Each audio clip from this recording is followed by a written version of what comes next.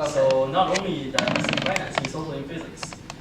And so I guess that will wake up to the physics person not showing up. Okay, so my name is JP. I worked at RBC Capital Markets. I worked in institutional equity. So basically I worked on the trade floor at RBC. So it's a lot like the movies. It's people screaming and yelling at each other, saying, I want to buy this, I want to sell this, swearing, whatever. But anyway, so I worked there, and just as a quick background, I then came back to U of T and I switched options. I'm now in the physics option. So if you got questions, you can ask me about either option. I guess Kelvin. Well, something about Kelvin really amazing is he's on the team that designed the first fluent power helicopter. So I guess not broke the world record, but took not only We also broke the world record. but took the challenge that hasn't been even come close. Anybody come close for how many years? 33 years. 33 years. Anyway, my name is Calvin. I worked for 12 months at OPG Nuclear in the Inspection and Maintenance Project Division, which is a group of usually 6 to 8 people or so. And it's pretty much Aero 201 with a $5 million budget, and it actually matters. Like, the stuff has to work at the end. And I guess the next one is Henley. Henley is a unique one here. He's the only one I think I know had an international PEY experience. So he's from Civil, and he did his PEY in Singapore. Okay, so I'm from civil infrastructure, different from civil. Yeah, but my PEY position is completely not related to infra. The reason is because I just want to travel, so somehow. And I did a research position, a research assistant in Temasek Laboratory in Nanyang Technological University in Singapore. And it's really fun because like I meet with different scientists and we discuss, and I talk to PhDs, and like I help them organize the whole structure of the laboratory, and I simulate, and I actually did some experiments. I need to purchase the component for each experiment. I need to also bargain with the sellers. So it's a really fun experience. So you don't have to be limited to the only option of, I guess, build up your option. For example, like Henley just did that. And also you don't have, if you like research, like some people will say they want to stay research, they want to do PEY. Now you see, you can have a PEY that does research as well. And I'm pretty sure, well, I guess one of our photographer, William here, he's also doing PEY right now in the office of, I guess engineering and forensic office with the hatchery. Then she's No? Is that you William? Okay. It's not a research position. I know. It's not. It's a PEY job, right? Yeah. Okay. So I was right. So you could. There's a lot of different PEY jobs you can find. So you're not really limited to the traditional, typical ones you're thinking right now. And what you might not be thinking right now. I just want to get a feel. So how many people here are from aerospace right now? Or thinking about aerospace? That's a lot. Hey, good job. What about energy? That's not bad. That's two. And also, what about ECE? This should be a big option. It is indeed. What about biomed? Also a big option. And what about physics? Yeah. Okay. And what about nano? You guys go right.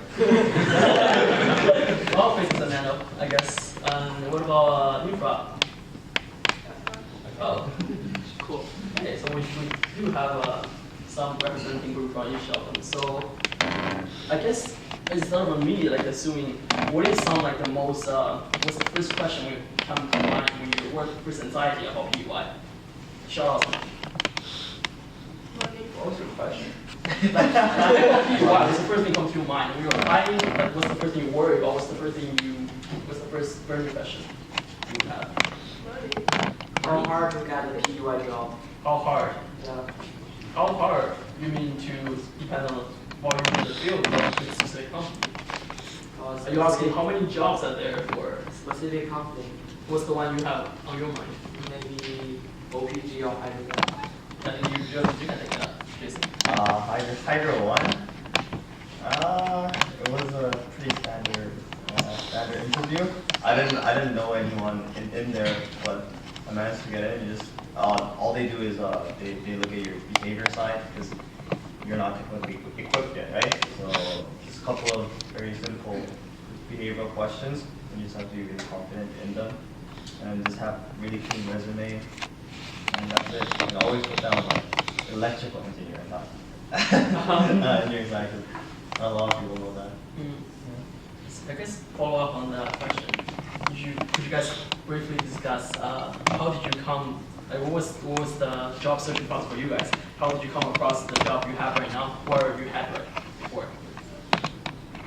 Like, how did you, like, I guess Jason shared a little bit about OPG. So, Jonathan, like, what was your PY job hunting like? So yeah, I just looked on the PY posting list, and there's like one job for Aero, so I just applied to that. So that's the only job you applied, you got it. Yeah, well, I applied to some, I diversified, so I applied to some energy jobs, some ECE jobs, but obviously I took the Aero job. Aero is a bit of a tough industry to crack as an undergrad, because they like to see people with master's degrees or PhDs. But I've heard of some people who sucked up to one of the guys who works there, and apparently they got jobs. Yeah, so just look on the posting, do some research of your own, because I think you're allowed to choose companies that are not on the listing, as long as you clear with the PY office. So there are not a lot of aero companies that make aircraft per se, but there are companies that complement that. So companies that make landing gears, wheels for the aircraft, engines. So if you're interested in aero, you might want to take a look at that too. We got some nodding from Monica from PY office. That means that's accurate information. I guess I want to give the panel a bit more time to think about it. I'll maybe talk about a little bit when I was looking for a job, how it went. Because for me, I'm in energy, but I knew I didn't want to work for like technical job, or like I didn't want to work for a technical company or technical job. So I was looking for some marketing, like product management, like basic business side. And there weren't that many on the board, unfortunately. There was actually 0, I think, the first round. So I guess I took a lot of time on my resume, I took a lot of time networking, but I didn't really apply the first round. And I remember back in the first round, people were anxious about like, I didn't get any interviews or I didn't apply the first round. And then I actually didn't really quite get second round too. I applied to maybe 5 jobs in the second round because there were only 5 business-related jobs. Almost never heard back from all of them, so I started giving up, well not giving up, compromising, applying more technical jobs, but closer to the business side. Maybe some startups as well. For example, there's the battery company. I don't remember the name. How I got my AMD job is actually quite funny. I got it the week of my last exam, so the last week of school, pretty much. I think that was pretty much at the end of the second round, past second round.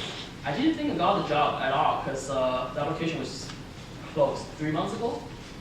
But I was like, applying, and then I guess 2 days before my exam. Actually, no. This is, 2 days before my exam, I got a phone interview, saying they're interested in seeing me. So I was like, oh, interesting. And then we scheduled an in-person interview 3 weeks after the school is done. So like after the first 2 rounds interview, like 3 weeks after school is done, I went to MD, and then the director will interview me. We hit it off right off the bat. Not even so much technical question, more about like how I came to be like engineer, like more about your life choices and who you are basically. And then it was in-person interview first, and got me to a phone interview with the direct manager.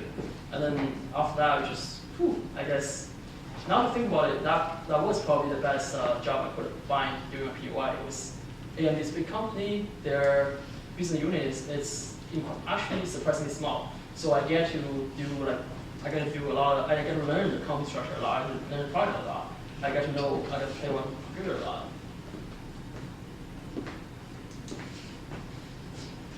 And okay, thanks for that. And now we're gonna see what Tanner has to say about theirs. And Joy, I guess that's you.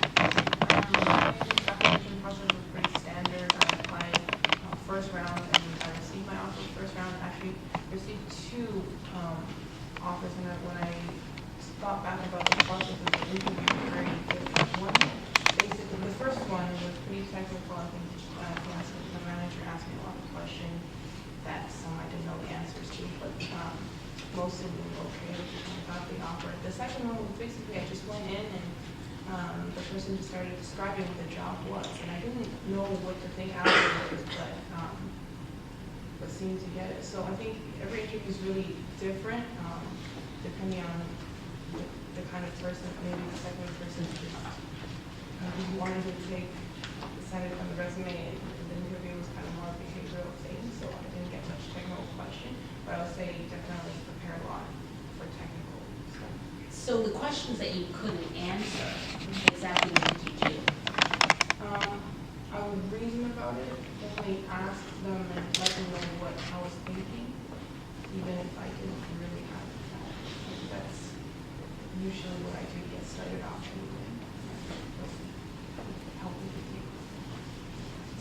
So you got 2 different offers? For the same company, but just different. Is there a question? I don't know, I just wanted to ask you the 2 different offers.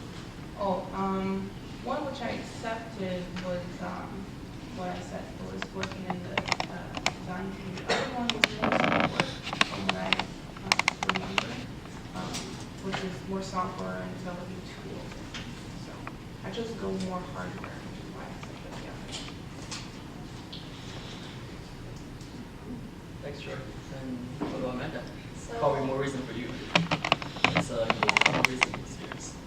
So my experience was a bit different. I didn't find my job through the career portal at all. I did apply for a few. I didn't apply in the first round. I applied in the second round. A lot of the jobs I applied to were not biomed jobs. They were either EC or more on the mech side. So I applied to Honda and I applied to AMD. I actually did get interviews for those, which I was surprised by because I was like, biomed. But that was good. So it shows you that there are still options open for you. In the end, what happened is that I started working for my summer job at SAL. And while I was there, I approached my boss and I was like, I really enjoy my job. Would you consider taking me on as a PEY student? I would like to stay here for the year.